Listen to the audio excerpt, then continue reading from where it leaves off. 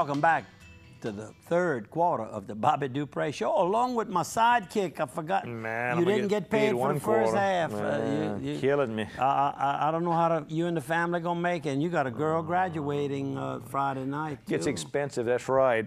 Congratulations, godchild. Austin Guidros, your godchild. She's graduating. Some of you may know her as the smart aleck waitress at Swallows.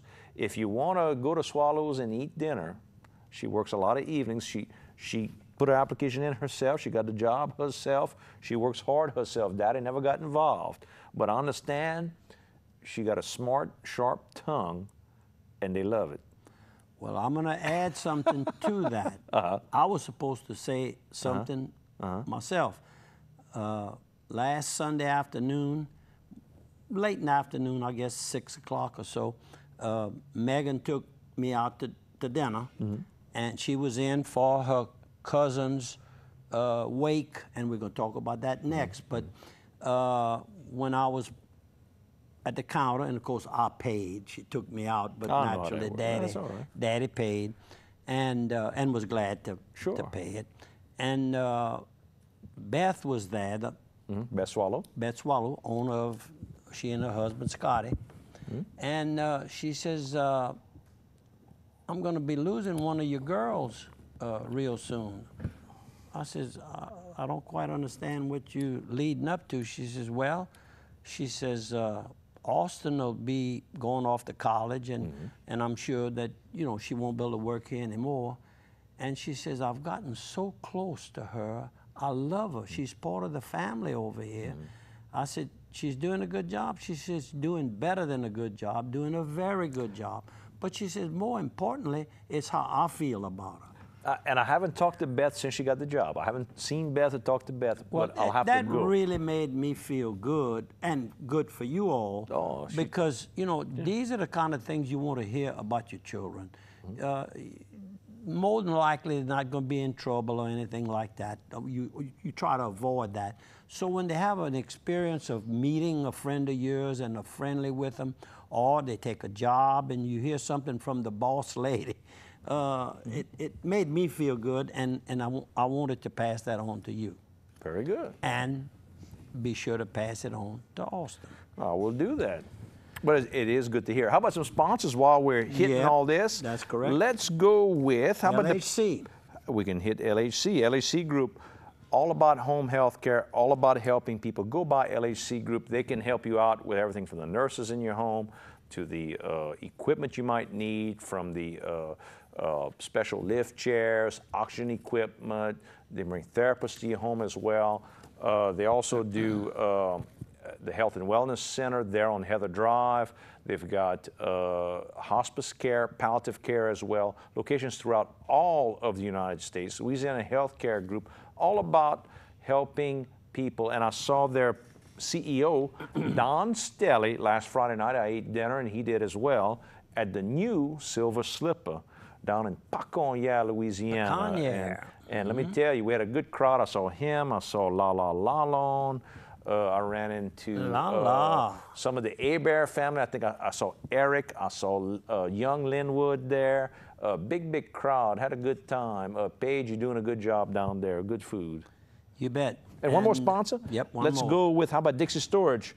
All about storing your equipment, from your business to your personal type stuff.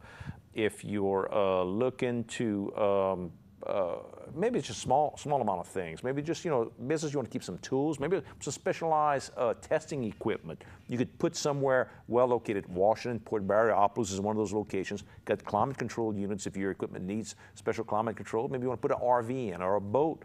Maybe you want to put some of that furniture because you got a little girl who's going to leave Swallows real soon and go to college. You got to put some, you know, sofa. Where's she going to college?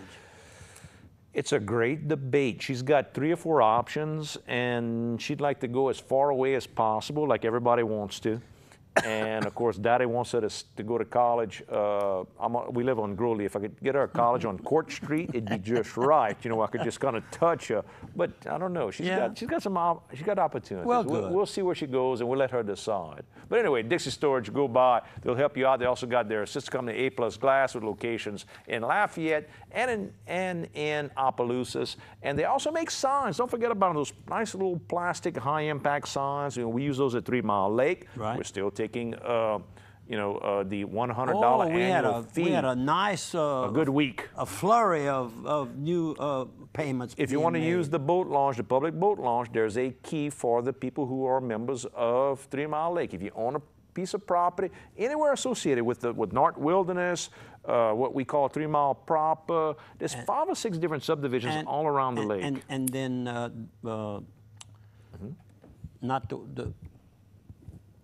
the wilderness. The wilderness, that's the one I was trying to remember too. You got all these different pieces of property. If you're involved with any of those different pieces, they all adjoin the lake, you can get a key to use the public boat launch. Give us a call, And $100 a year. And they have the same on the north side. North side. Right. They have a lock and key also, and that $100 membership Opens both sides. Opens both sides. So you give us a holler. All right, what you got next? Okay, I want to talk about a few deaths that occurred recently. Miss Patricia, better known as Miss Pat Ortigue, passed away. Her burial took place last Saturday, and of course, her husband, well, she was well known. She was an elected official. She was a justice of the peace in the Port Barre area there for many years. And of course, her husband has been associated with used tractor and tractor equipment, Mr. Clarence, for years and years. Right there next to King's Truck Stop. And of course, she had the little grocery store in Port Barre that years ago. Bertolf runs it. Yep. Craig's brother. It'll come to me in a second. Brad, we got it. And anyhow, our deepest sympathies to that family. And Ginger and Megan's, well, Ginger's first cousin died, John Getty Fall, from the Church Point area. And that's what Megan had come in last Sunday for, was to attend the wake with the family. And then after that is when we went and had dinner at Swallows. Getty was well known in the community, and his mama, it shows her name here as Rosabelle, because everybody in the family and around Church Point knows her as Nan. And Nan was apparently kind of where all the relatives would visit. They would go one time a week. They went to see Nan. So she had a constant, heavy traffic of friends, and she's really taking this hard. She herself is having some medical problems. So again, to their family, and of course his wife, Getty's wife, Dale, all the family, our deepest of sympathies. And we have 2 more. Larry Zarang Sr., I called you on that one. You had missed. I had not heard. I knew heard. he had been ill. He was fighting, I suppose, throat cancer he was fighting with. Right. And I thought he was a little bit very young person, 66 years old. That's not old. That's a mere child. That's a mere child. And reading the obituary, if you can get a copy of the obituary, if you haven't read it, as well as and as long I've known him, like all my life, life. When he went into business, I knew him. He first started out in law enforcement as a deputy sheriff, and then on and on and on, and became a bail bondsman, and one of the largest bail bondsmen probably in the South. In Louisiana, definitely. Multiple states. Multiple states. But Larry had trained, apparently had taken advantage of a lot of training that's offered through personnel that work with law enforcement, but a lot of them don't take advantage. He apparently has taken advantage. He was qualified in diving. He was qualified, of course, in investigative work. And in fact, beside the bail bond, he was also had an investigation service that he's had for many, many years. And there was a restaurateur. He had Classics restaurant. Classics, and I had a good story when I write my book of keeping them open one weekend. The little guy with the ABC board came in at 5 o'clock and told Larry's daddy, Mr. Zarang, that he was shutting them down because they hadn't sent in their renewal license. And I knocked on the door. He came to the door and he told me that the ABC, well, I said, why don't you let me in? And so I went in and I asked the gentleman, you know, what the problem was. And I said, it's kind of funny that you wait till 5 o'clock to come over here and all. He said, well, that's the end of my day and I'm just doing my job. And he got kind of up at it, and I didn't say anything, but I knew the big boss at that time, who the commissioner was, kind of like Troy Hebert is today. I knew the gentleman. He had been an attorney of a board I served on, so I knew him well. And so I called his home, happened to have his phone number, called his home. The wife said, he's not in right now. And she said, who is speaking? I said, this is BOBBY003. And when I said BOBBY003, she recognized my name. She said, he's driving up right now. Well, he was there, but you know, she was. So I told him what the problem was. He said, would you please put this young man on the phone for me?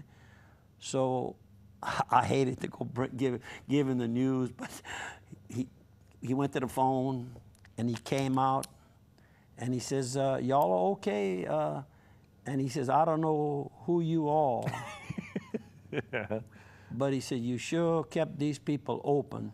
Well, I said, they're my friends. I said, I know you're upset with me at the present time. And Larry was a good guy. Some mistake, oversight. Well, it wasn't him. He had given the money end. to an attorney. Yeah. The attorney he used was kind of slow getting things done. And I knew who that was. So, you know, I felt all right.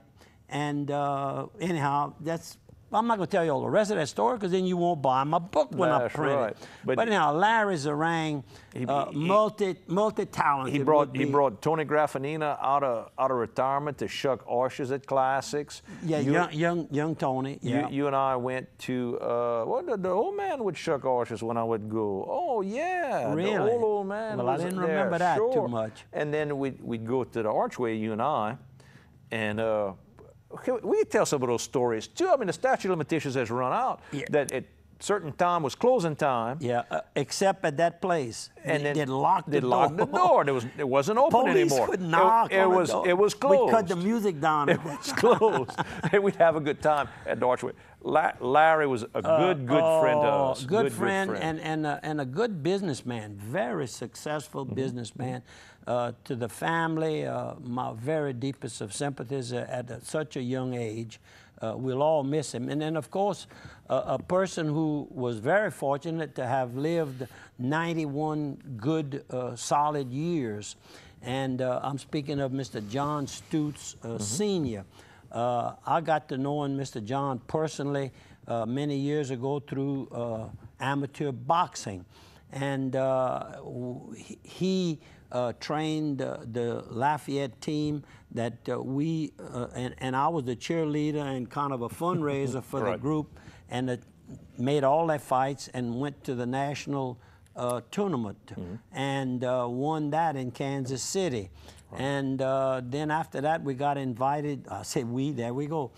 The team got invited to participate in the Sugar Ray Leonard's Invitational amateur tournament.